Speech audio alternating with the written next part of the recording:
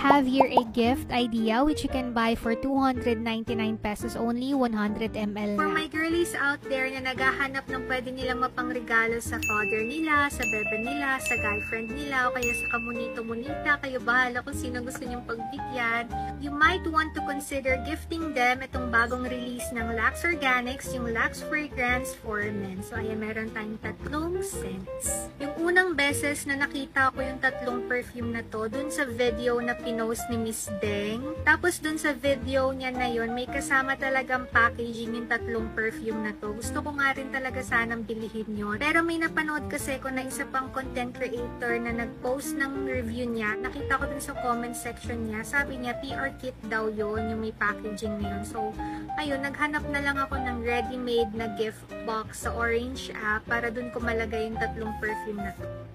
If this is your first time hearing about this, ayan, sige, papakita ko